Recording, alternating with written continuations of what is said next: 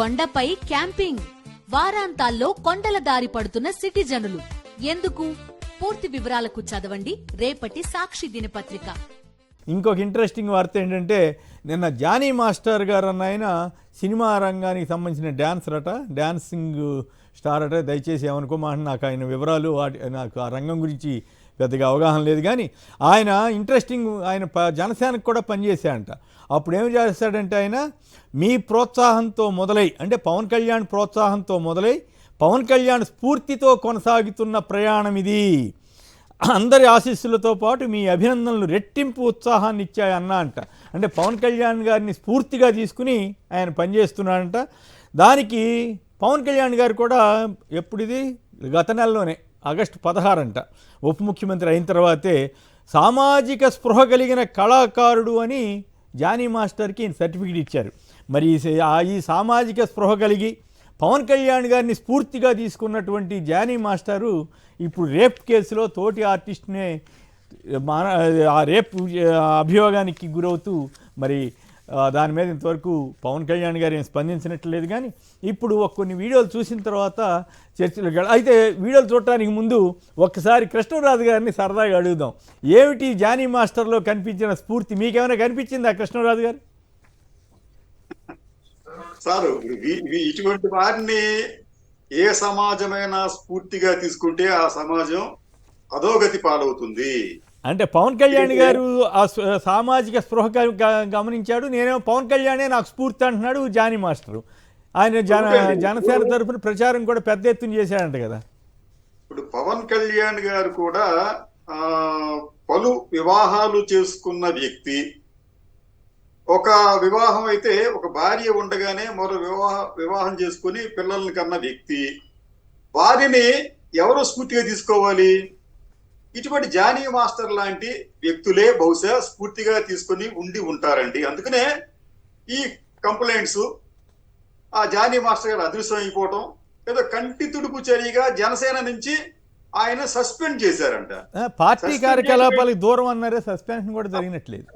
Party కార్యకలాపాలు దూరం చేశారు అంతే తప్ప పార్టీ నుంచి బహిష్కరించే పని ఇంకా చేయలేదు. అది ఇది ఒక విడ్డూరం. అది అంటే ఇటువంటి వారిని కూడా మనం పార్టీలో కొనసాగిద్దాము, ఇతని మీద భవిష్యత్తులో మళ్ళీ తీసుకుందాం అనే భావనతో ఆ పార్టీ అధినేత ఉంటే ఆ పార్టీనే కాదండి, రాష్ట్ర ప్రజలను కూడా ఆ భగవంతుడే కాపాడాలి. రైట్. శేఖర్ గారు, మీరు కూడా ఏమైనా వ్యాఖ్యానిస్తారా దీని మీద? ఆయన పవన్ కళ్యాణ్ తనకి స్ఫూర్తి అంట, సామాజిక స్పృహ ఉంది పవన్ అని జానీ మాస్టర్కి పవన్ కళ్యాణ్ గారి సర్టిఫికెట్, మీరేమంటారు? సార్ కేఎస్ఆర్ గారు నమస్తే అండి. మీకు అలాగే తోటి ప్యానలిస్టులకి, సాక్షి టీవీ వీక్షకులందరూ కూడా గుడ్ మార్నింగ్ అండి. జానీ మాస్టర్ చాలా సామాజిక స్పృహ కలిగినటువంటి వ్యక్తి అండి.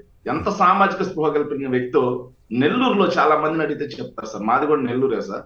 నెల్లూరులో ఆయన స్వస్థలం, ఎంతమంది అమ్మాయిల జీవితాలు నాశనం చేశాడు, ఇవన్నీ మనం మాట్లాడితే రాజకీయ నాయకులు అయి ఉండి అలాంటి వాస్తవంగా చెప్పాలంటే నెల్లూరులో అతను ఒక పురుగులాగా చూస్తారు సార్. అంటే ఆధారాలు ఉంటేనే మాట్లాడండి, ఆధారాలు లేకుండా మనం అభియోగాలు మోపడం కూడా ధర్మం కాదు సార్. ఖచ్చితంగా సార్, రాజకీయ జీవితంలో నేను ఎంత ఆధారాలు లేకుండా మాట్లాడలేదండి. జానీ మాస్టర్ గారి గురించి నెల్లూరులో ఎవరిని అడిగినా చెప్తారు సార్. అతని గురించి మనం మాట్లాడడం కూడా సార్, అతనిలో సామాజిక స్పృహ పవన్ కళ్యాణ్ గారికి ఏం కనిపించిందో, ఇక పవన్ కళ్యాణ్ గారిలో ఏదైతే స్ఫూర్తి జానీ మాస్టర్ గారికి ఏం కనిపించిందో. అలా సినిమాలో డైలాగ్ ఉంటుంది, సరిపోయారండి ఇద్దరికిద్దరని. ఆ డైలాగ్ యాప్ట్ సార్ ఈ డైలాగ్ ఇద్దరికి. ఇంకా అంతకు మించి వాళ్ళకి వ్యాఖ్యానించడం కూడా అనవసరం సార్. Right, okay. ఇక ఒకసారి వీడియోలు చూసిన తర్వాత అప్పులంశం మీద రాజధాని, అమరావతి రాజధాని సేఫ్ కాదని ప్రపంచ బ్యాంక్ చెప్పింది అబ్బా, అయినా కూడా మేము అక్కడే కడతాం అబ్బా అన్నారట మంత్రి నారాయణ గారు. వాటి మీద చర్చలోకి వెళదాం. ఇప్పుడు వీడియోలు చూద్దాం. ఈ నెల అప్పు, ఆ నెల అప్పు, రాష్ట్రం అప్పు, శ్రీలంక కాబోతుంది. ఇప్పుడు ఎక్కడండి 4 నెలలు అయింది కదా. 4 నెలల్లో మరి 11 జూను 2000 కోట్లు అప్పు చేయడం జరిగింది. ఎక్కడన్నా అసలు చూసినామండి పేపర్లలో? అదేవిధంగా 2 జూలై ఎప్పుడు లేని విధంగా చరిత్రలో 2 సార్లు 5000 కోట్లు అప్పు చేయడము. అందులో 2 జూలై ఒక్కసారి 5000 కోట్ల అప్పు, జూలై 16వ తేదీ 2000 కోట్ల అప్పు, జూలై 30వ తేదీ 3000 కోట్ల అప్పు, ఆగస్టు 27వ తేదీ 3000 కోట్ల అప్పు, మరి సెప్టెంబర్ 3వ తేదీ 4,000 కోట్ల అప్పు ఎందుకండి? ఇంతకుముందు ఎంతో చాలా అసలు కన్సర్న్తో రాష్ట్రం ఏం కాబోతుంది అని చెప్పి కొన్ని మీడియాస్ రాసేవాళ్ళు అనమాట. అప్పు ఎందుకు అసలు ఇప్పుడు అప్పే కనపడడం లేదు? మరి అదేవిధంగా 10 సెప్టెంబర్ 2024 4 నెలల్లో 43,000 కోట్ల అప్పు.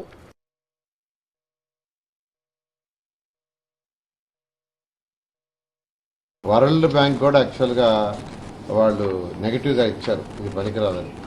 ఇప్పుడు వచ్చిన నీళ్లు అంటే ఫ్లడ్ వచ్చి బండ తెగిపోయి 3 దగ్గరల ఈ యొక్క విజయవాడకి ముంచెత్తిన అమరావతి రాజధానికి ఎటువంటి ఇబ్బంది లేదు. 11.43 లక్షల క్యూసెక్లు వచ్చినా ఎటువంటి ఇబ్బంది లేకుండా జరిగింది.